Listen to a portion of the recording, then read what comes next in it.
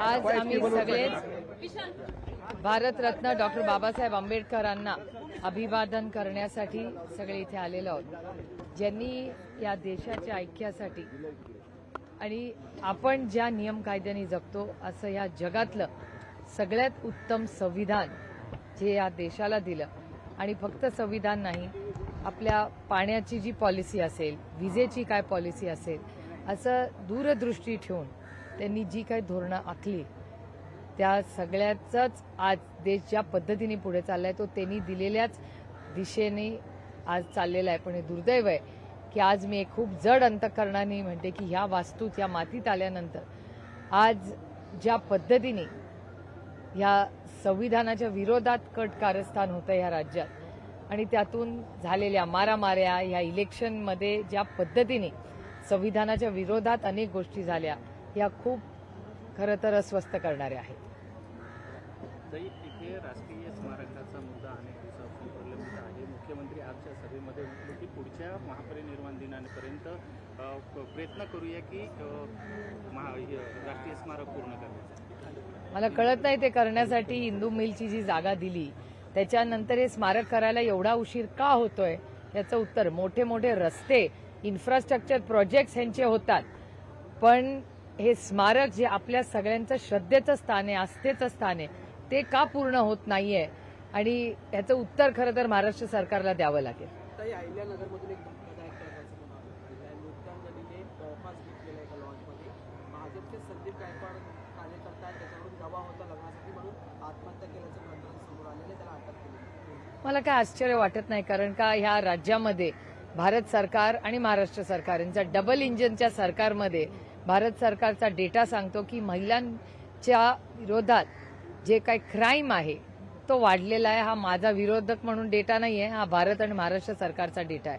तर महाराष्ट्रामध्ये क्राईम वाढलेला आहे का? तर वाढलेला आहे, हे वास्तव आहे. आणि मग स्त्री भ्रूण हत्या असेल किंवा हुंडाबळी असतील किंवा हे नवीन अहिल्यानगरचं प्रकरण असेल, हे दुर्दैवी आहे की कुठल्याही महिलेला या राज्यामध्ये आज सुरक्षित वाटत नाही. मॅडम, भाईंदरमध्ये साकार करत असाल तरच तुम्हाला घर देऊ असं म्हणत मराठी माणसाला घर नाही. याचं उत्तर तुम्ही महाराष्ट्राच्या माननीय मुख्यमंत्र्यांना भेटला ना 10 मिनिटापूर्वी, त्यांना विचारलं पाहिजे. ते राज्याचे मुख्यमंत्री आहेत आणि ह्या राज्यामध्ये सगळ्यांना न्याय हा समान असला पाहिजे. तुम्ही काय खाता, काय करता, याचा काय संबंध कुणाशी? दादर रेल्वे स्थानकाचं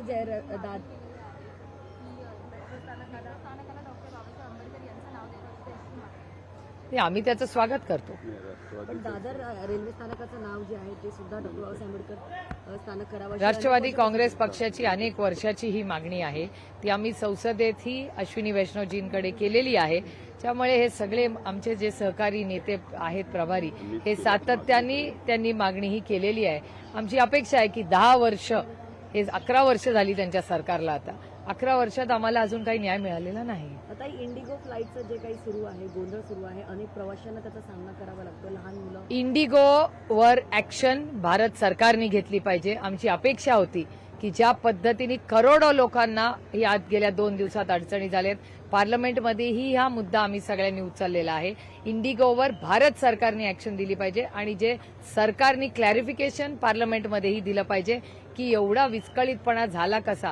त्याच्यात पेशंट्स होते, अनेक लोकांच्या घरातले कोणी दगावलं होतं ते पोचू शकले नाहीत, कुणाच्या घरात लग्न कार्य होतं, काही स्टुडंट शिक्षक होते, काही विद्यार्थी होते. हा जो विस्कळीतपणा आणि कुठलाही आधी नोटीस न सांगता करोडो रुपयाचाही वेळही आणि प्रचंड गैरसोय झालेली आहे. इंडिगोकडून आम्हाला ही अपेक्षा नव्हती. आम्ही सगळे विश्वासाच्या नात्याने त्या एअरलाईन बरोबर जात होतो, पण एक गोष्ट प्रकर्षाने जाणवली की कस्टमर रिस्किंग. त्याच्यामुळे भारत सरकारने आता अजून इंडिगोसारख्या 5 एअरलाईन्स केल्या पाहिजेत, ज्याच्यातून एकाकडे असा कुठलाही कंट्रोल राहता कामा नये की या देशातली प्रत्येक जो दौरा बाहेर जातोय त्याला अडचण झाली. करोडो रुपयाचं पण नुकसान झालं आणि करोडो लोकांचेही हाल झालेत, लहान मुलांपासून ज्येष्ठ नागरिकांपर्यंत. त्याच्यामुळे याची एक इन्क्वायरी लागली पाहिजे आणि आम्ही मागणी करतो पक्षाच्या वतीने की भारत सरकारने पार्लमेंटमध्ये आम्हाला ह्याच्यावर व्हाईट पेपर काढून एक स्टेटमेंट केलं पाहिजे की इंडिगोचं नक्की झालं काय आणि याला जबाबदार कोण आहे. नुकसान भरपाई देण्याची मागणी कराल? अर्थातच हे सगळं म्हणून तर भारत सरकारने पहिलं तर स्टेटमेंट केलं पाहिजे. भारत सरकारचं स्टेटमेंट पण आलं नाही, पार्लमेंट चालू आहे. का नाही भारत सरकारने याच्यावर स्टेटमेंट केलंय? केवढी मोठी गोष्ट आहे. मैम एक बार हिंदी में जानना चाहेंगे इंडिगो की जिस तरीके से इंडिगो फ्लाइटें का है, जो हुआ है इसका हम निषेध करते हैं. इस पे भारत सरकार ने पार्लियामेंट में ऑफिशियल स्टेटमेंट करना चाहिए. इसकी इंक्वायरी होनी चाहिए. जो बुजुर्ग है, बच्चे हैं, डॉक्टर्स है, किसी के यहाँ कोई फैमिली में गुजर गया है, किसी की शादी हुई, आप देख रहे हैं 2 दिन से क्या हाल है. और जिस तरह से भारत सरकार से कोई भी स्टेटमेंट आज तक नहीं आया. पार्लियामेंट 2 दिन से चल रही है, एक स्टेटमेंट भारत सरकार से नहीं आया.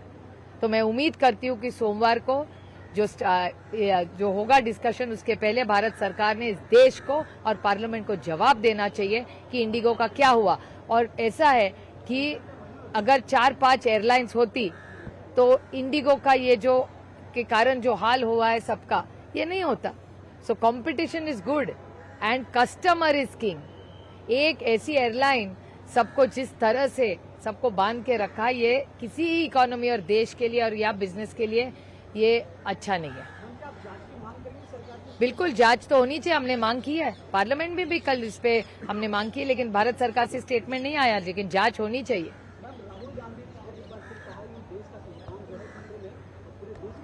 वो तो है ना, आपने देखा होगा ना, आप ही के चैनल ने दिखाया. हर गली में लड़ाई हो रही थी 2 दिन पहले महाराष्ट्र में.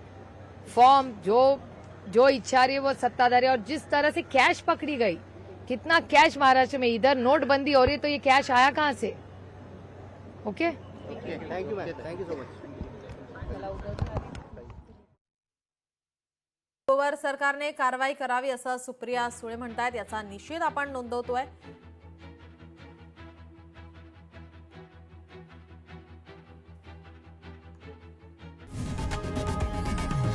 लोकशाही मराठी ऐका, पहा, जागरूक रहा.